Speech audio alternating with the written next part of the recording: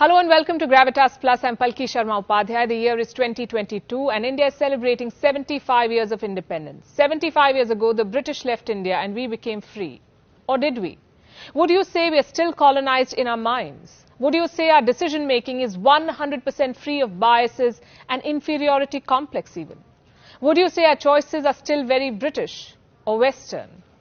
When the British colonized India, they were desperate to legitimize their rule. So they came up with the theory of the white man's burden. They built smokes and mirrors around civilizing India, painted themselves as a superior race. The British were superior, we Indians inferior. Thomas Babington, or Lord Macaulay as you would know him today, brought English education to India. His purpose was to hammer in the inferiority complex. They introduced an education system that hailed the British as superior in science, arts, even morals. On the 2nd of February 1835, Macaulay circulated his Minute on Education. He declared, a single shelf of a good European library was worth the whole native literature of India and Arabia. Quick fact check. The Mahabharata is lengthier than Homer's Iliad and Odyssey combined. The Mahabharata has more than 200,000 lines. Iliad and Odyssey have 30,000 lines each. The Ramayana too is 3 times as large as Iliad. Anyhow, Macaulay did not hesitate in selling lies or spelling out his design. He said British education was meant to create a class of persons, Indian in blood and colour, but English in taste, in opinions, in morals and in intellect. The idea was to make the West aspirational. Do you think Macaulay was successful? I think he was. We're speaking in their language after all. Look around you. Many educated Indians today are very English in their taste. Some have become indifferent to their own culture. Do you remember when Coldplay performed in India? That concert was sold out. Do you remember when Justin Bieber played in India? Newspapers said the madness was unprecedented. But year after year, Indian classical singers performed to empty halls. Indian classical dancers get no audience. Kathak veteran Shobna Narayan once said that the Indian audience seems to have a closed mind to Kathak. But salsa or flamenco, those we would love to pick up. Because these dances are seen as aspirational. And nothing wrong in learning another dance form. It only enriches you, but not at the cost of denigrating your own. Do you know Kathak was first recorded in the 4th century BC? I don't know any Western dance form that goes back so far or has evolved as much. You know what else is aspirational? The Louvre in Paris. One photo of it on our Instagram and we have arrived. But India's National Gallery of Modern Art, which has one of the richest collections of contemporary arts, gets just 30,000 visitors a year. The Louvre in Paris gets 2.5 million visitors every year. The Tate in London has an annual footfall of 4 million. What explains this gap? Is it India's disinterest in everything Indian or the obsession with everything Western? Do we still blame Macaulay for this? Or our failure to invest in our culture? The reasons are multiple and the result is clear. Today an Indian dreams of becoming Western, aping the West or living the Western lifestyle. For an Indian, the West has become synonymous with advancement and modern living. But these are two different things, Western and modern. If only we could cure this 75-year-old colonial hangover, if only we could look through what Macaulay wanted us to learn, if only we could reconnect with our heritage, we would realize that it's us, the Indians, who have always been ahead of our times. Ancient India was aspirational, ancient India was advanced. Meet Bodhayana. He lived in 800 BC. He calculated what the world knows today as the Pythagoras theorem. Pythagoras lived in 570 BC in Greece. Most likely he picked the theorem from the Hindu sages he studied under. Have you heard of the Fibonacci number sequence? This is how it looks. Every number is the sum of the 2 preceding numbers. The world credits Italian mathematician Fibonacci for the sequence.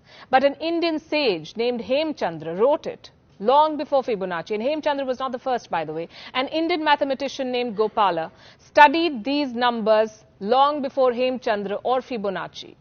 Eurocentric textbooks will not tell you this. Macaulay would never want you to know this. An Indian invented zero, an Indian taught the world how to calculate the value of pi, an Indian invented the decimal system or the binary digits, or the heliocentric theory about the solar system. It was Aryabhat who first proposed that the earth is round, it rotates on its axis and revolves around the sun. Today we learn about Copernicus. We wear t-shirts and sweatshirts of NASA. But 1,000 years before Copernicus, Aryabhat determined the diameter of the earth. He also determined the diameter of the moon. The culture of science in India dates back 5,000 years. Did you know the modern English brick bonding was inspired by Indus cities? Today we look westward at the very mention of plastic surgery, but it was India that taught plastic surgery to the world. Meet Sushruta. He was an ancient Indian physician. He lived around 800 BC in the kingdom of Kashi. Sushruta Samhita is the earliest known document to give a detailed account of rhinoplasty. It also describes more than 300 different operations, some 121 surgical instruments. A lot of them are very similar to modern-day surgical tools. Sushruta would use herbs before an operation to prevent sepsis. He would also carry out cataract removal. This was in 800 BCE. Today we have lost out on this rich legacy because of our indifference to Indian heritage. And the West has time and again played it to its advantage.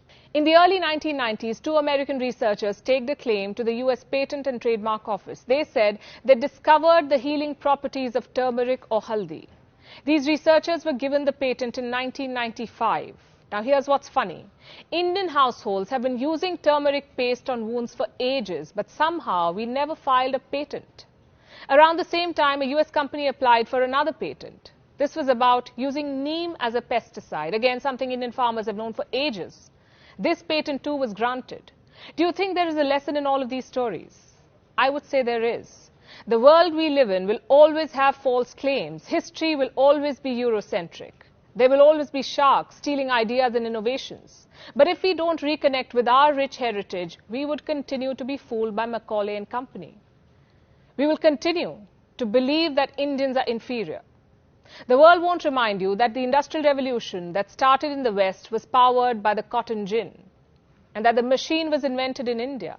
India also had the earliest known dock. It was at Lothal in Gujarat. Steel was made in India as early as 500 BC. It is possible that Indian scientist Kanad devised the atomic theory centuries before John Dalton was even born. India was the first to smelt zinc by distillation. The first seamless celestial globe was made in Kashmir. It was by Ali Kashmiri Ibn Luqman. And despite all of these advancements, India never went on an offensive. India never invaded another country. We did not have crusades. Our ancestors not just taught the world science, mathematics and astronomy, we also exemplified tolerance. This is the birthplace of four religions: Hinduism, Buddhism, Jainism, Sikhism. It is hard to find a heritage this rich. 75 years ago, we got the chance to reclaim this very heritage. But have we done justice to it? 75 years ago, Mahatma Gandhi led a freedom movement so that you and I could claim what is rightfully ours. You know, the great Indian heritage. But 75 years on, our minds may still not be free and our spirit of innovation not completely unleashed. Look at the number of patents India filed in 2020 and compare this to the rest of the world. This is just one parameter, but it tells you the story. Freedom is supposed to nourish critical thinking. Freedom is about being proud of your culture, your color, your customs. So let's stop looking westwards. Let's look inwards. We've been free for 75 years. It's time we reclaimed our lost glory. It's time we reconnected with our heritage and got back to being what we've always been, far, far ahead of the times.